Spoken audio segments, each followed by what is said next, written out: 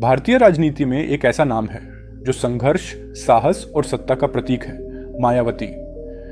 लेकिन क्या आप जानते हैं कि एक समय ऐसा भी आया था जब उनकी जान पर सीधा खतरा मंडरा रहा था? ये कहानी है दिसंबर 1991 की, जब मायावती पर एक पुलिस अधिकारी ने जानलेवा हमला करने की कोशिश की। इस वीडियो में हम आपको बताएंगे उस खौफनाक रात की सच्चाई, जब एक नेता की जान बचाने के लिए एक आम कार्यकर्ता ने अपनी जान जोखिम में डाली।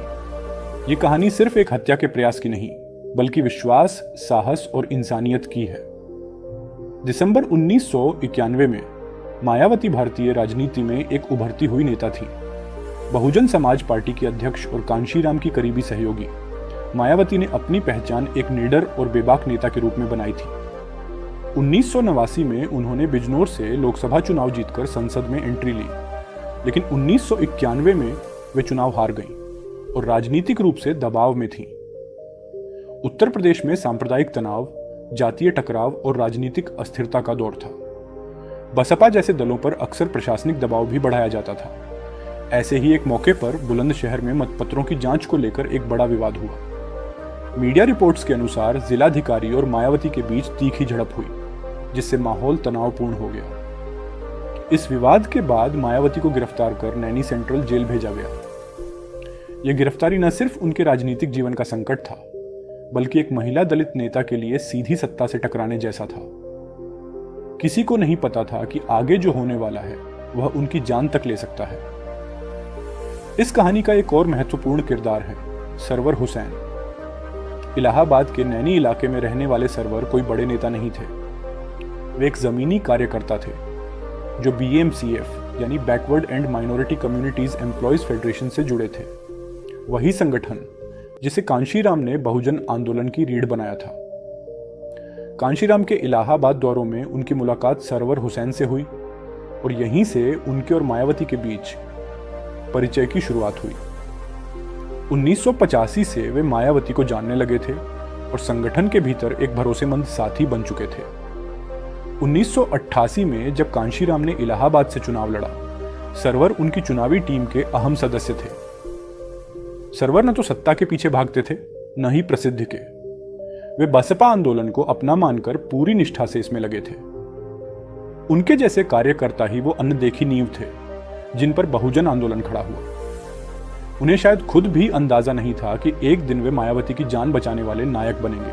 21 दिसंबर 1991, सर्दी की रात, घना कोहरा और मायावती एक सरकारी ट्रेन में पुलिस की निगरानी में यात्रा कर रही थी। दिन भर की हाई कोर्ट पेशी के बाद उन्हें लखनऊ से इलाहाबाद की ओर लौटाया जा रहा था। यात्रा लंबी थी, थकावट भरी और अनजाने डर से भरी हुई। मायावती के साथ थे सरवर हुसैन, उनके पुराने साथी जो इस कठिन समय में उनका संबल बनकर खड़े थे। ट्रेन थी लखनऊ पैसेंजर। धीरे धीरे रात गुजर रही थी और सुबह के करीब 4:30 पर ट्रेन प्रयाग स्टेशन के पास पहुंची। बाहर हल्का अंधेरा और कोहरे की चादर फैली थी। तभी पुलिस में मौजूद एक दरोगा ने कहा, नीचे उतरिए। मायावती और सरवर चुपचाप ट्रेन से उतरे। स्टेशन पर सन्नाटा पसरा था। दोनों रेलवे ट्रैक पार कर रहे थे जब अचानक दरोगा की चाल बदली। उसने पीछे से आवाज लगाई, रुकिए। और फिर उसने अपनी रिवॉल्वर निकाली और सीधे मायावती की ओर तान दी। सरवर हुसैन की रूह कांप गई। मायावती समझ गई कि कुछ बहुत गलत होने वाला है। उन्होंने फौरन सरवर से कहा, सामने मस्जिद है, वहां लोग हैं, जोर से आवाज लगाओ, वरना ये हमें यहीं खत्म कर देगा। सरवर ने चीख कर मदद के लिए पुकारा और तभी किस्मत ने एक पल के लिए साथ दिया। उसी ट्रेन के अगले डिब्बे में कुछ आर्मी जवान सफर कर रहे थे। शोर सुनकर वे बाहर निकले और दरोगा की हरकत पर उनकी नजर पड़ी। जवानों ने ललकारा, क्या कर रहे हो, बंदूक नीचे रखो। एक पल के लिए दरोगा ठिठका, फिर शायद सैनिकों की मौजूदगी या ईश्वर का भय था, उसने अपनी रिवॉल्वर वापस रख ली। मायावती और सरवर की जान बच गई, लेकिन इस एक पल ने दोनों को हिलाकर रख दिया। कल्पना कीजिए, अगर उस दिन आर्मी जवान ना होते, अगर सरवर आवाज ना लगाते, अगर वह ट्रिगर दब जाता, तो शायद आज भारत की राजनीति किसी और दिशा में होती। यह कोई आम घटना नहीं थी, यह एक नेता की हत्या की कोशिश थी जो लोकतंत्र पर हमला होता। इस घटना के बाद मायावती को वापस नैनी जेल ले जाया गया, लेकिन उनके चेहरे पर डर नहीं था, बल्कि वो चुप थीं, शांत, जैसे सोच रही हों क्या यह उनकी राजनीति की कीमत है। इस प्रयास के बाद मायावती को नैनी जेल में फिर से बंद किया गया, लेकिन इस बार वह शांत थीं, कुछ कहती नहीं थी। उनके भीतर बहुत कुछ बदल चुका था। यह घटना सिर्फ एक हमले की नहीं, बल्कि एक साजिश की आहट थी जो उन्हें चेतावनी दे रही थी, राजनीति अब और खतरनाक होगी। कुछ दिन बाद मायावती सांसद हरभजन सिंह लाखा के घर ठहरी और फिर 28 जनवरी 1992 को उन्होंने सरवर हुसैन को एक पत्र लिखा। उस पत्र में उन्होंने उनके साथ खड़े रहने, साहस दिखाने और जान बचाने के लिए आभार व्यक्त किया। यह पत्र उनके हाथ का लिखा हुआ था, भावनाओं से भरा हुआ। उसमें एक बहन की तरह उन्होंने सरवर को अपना कहा था। यह वो क्षण था जब एक साधारण कार्यकर्ता को लगा उसकी निष्ठा को पहचाना गया है। लेकिन आने वाले सालों में यही भावना धीरे धीरे फीकी पड़ गई। लेकिन राजनीति की गहराइयों में अक्सर रिश्ते खो जाते हैं। जब 1995 में मायावती पहली बार मुख्यमंत्री बनी, सरवर हुसैन को उम्मीद थी कि उन्हें याद किया जाएगा, लेकिन ऐसा नहीं हुआ। उन्होंने लखनऊ जाकर मिलने की कई कोशिशें की, लेकिन सुरक्षा और प्रोटोकॉल की दीवारों ने उन्हें रोक दिया। कुछ बार मुलाकात हुई, लेकिन उस रात की बात फिर कभी नहीं उठी। वह एक खत जो मायावती ने लिखा था, अब बस एक स्मृति बनकर रह गया। सरवर हुसैन को यह गुमनामी चुभती थी।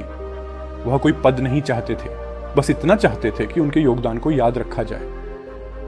उनके बेटे अहमद हुसैन ने भी कई बार यह प्रयास किया, लेकिन जवाब नहीं मिला।